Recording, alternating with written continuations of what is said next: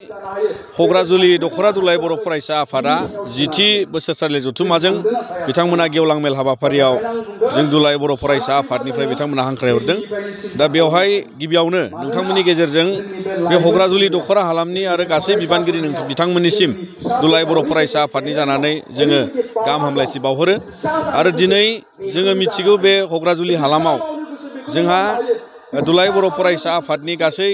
मावथि बिबानगिरिजों लोगोसे बेवहाय रायजो राजा बिथांमोनजों सोमोन्दो लाखिनानै जेफोर जेंनाफोर दिनै जोङो बेयाव सोमजिनायखौ मोनो, बिनि सायाव दिनै माहारियारि माखासे जेंनाखौ लानानै जोंहा बे ओनसोला दाबो जोङो हा हुनि बेलायाव माखासे जायगायाव जोङो फरेस्ट राइट्सनि हा मोनबाय आरो माखासे जायगायाव जोंहा आद्रा दंबावो, जायफ्रा माने साहाथिंजाय जोंहा दाबो मोननो दंबावो। दा बिनिखायनो मोनसे गिदिरथार थासारियाव दिनै जोङो बड'लेण्ड जि बिटिआर एकर्ड जालांबाय आरो बे बिटिआर एकर्डजों जिहेतु दिनै बड'लेण्ड ओनसोलखौ फेहेरनायनि फोलावनायनि बाथ्रायाव बियो पासनय सेरफांजों नांजाबनाय बिटिआरनि बर्डाराव थानाय बे मोनसे ओनसोल आरो बिनिखायनो 6.3जों लोगोसे 3.1जों लोगोसे गासै जि दफा मावफुंनांगौनि बेलायाव गिबियावनो ओनसोलखौ सोसननानै बड'लेण्ड हालामजों सरजाबनांगौनि थाखाय बे मोनसे गोलाव बर'फोरनि बड'लेण्डनि ओनसोल आरो बेखायनो बे हाबाफारिखौ दुलाय बर' फरायसा आफादा थाबैनो मावफुंनांगौनि थाखाय दिनै जोङो बिनि सायावहाय हाबा मावगासिनो दङ। आरो बेजों लोगोसे जोंहा बे ओनसोलखौ लाफानानै 6.3आव भेन्सार स्कुलनि जेंनाफोर दङ,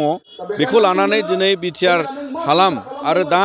गोदानै हाबनांगौ नैबे ओनसोलजों लोगोसे आसामनि गुबुन गुबुन जिल्लायावबो दिनै बे भेन्सार स्कुलनि जेंनाया गांगां दङ।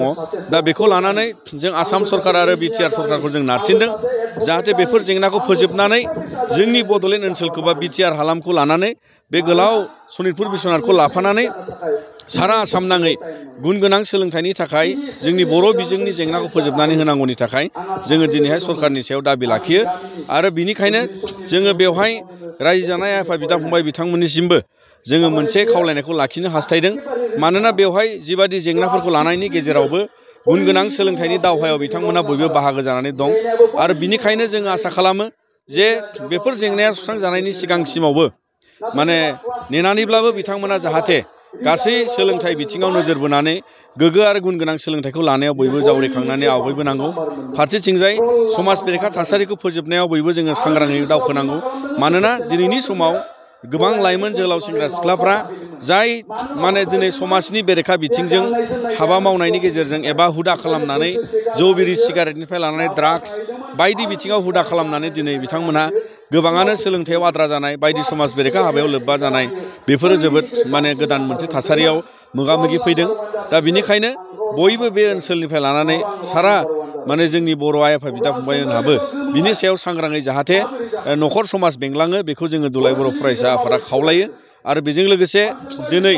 गुबुन गुबुन राजखान्थियारि जेंनाखौ लानानै बे ओनसोलावबो जौगाथायनि फारसे रांखान्थि फेहेरनाय आरो बायदि आबाद बिथिङाव जौगाथायनि थाखाय दिनै बिथांमोनहा जाहाथे बावहाय गोसो होनानै गाव गाव ओनसोलाव रायजो जानाय रांखान्थि फेहेरनायाव खामानि मावगोन होननानै मिजिंथिदों। जाहाथे जोंनि सुबुं धोना अरायसम जेखि थासारियाव थाया मानो जोङो बेखौ गोजोर खालामनानै लाखिनांगौ आरो जोंनि सुबुं धोननि आंखालखौ जोङो सोरबिथिं जेरावबो सुफुंनो नाजानांगौ। लेखा फरायनानै सोरबा साख्रियाव थांगोन, सोरबा आबादाव थांगोन, सोरबा जोङो ओनसोलाव दैदेनगिरि, सोरबा जोङो ओनसोलावहाय गावबागावनि रांखान्थि फेहेरनायनि आदब खायदायावहाय फालांगि खालामनानै आबाद सोरजिनानै बयबो बाहागो जानांगोन। दा बिनिखायनो दुलाय बर' फरायसा आफादा जोङो बे बोसोरसालिया जथुम्मानि गेजेरजों हग्राजुलि ओनसोलनि आरो सनितपुर बिस्वनाथ जिल्लानि नांजाबलांनानै दिनैहाय जों गासै बिटिआर हालामाव जिहेतु बे ओनसोलखौ लाफानानै दिनै दुलाय बर' फरायसा आफादा जोङो थोंजोङैनो जों खामानि मावगासिनो दङ आरो बे ओनसोलखौ जोङो गोख्रैनो बड'लेण्डआव मोनजोबगोन होननानै मिजिंथियो। दा बिनिखायनो जों बयबो सारा आसाम नाङै दुलाय बर' फरायसा आफादा बर' माहारिनि जानानै जायखिजाया समाजारि जेंनानि सायाव जों अरायसम खामानि मावलांगोन आरो बेखौनो नोंथांमोननि गेजेरजों जोङो दिनै फोरमायनानै गोजोननाय मोनो।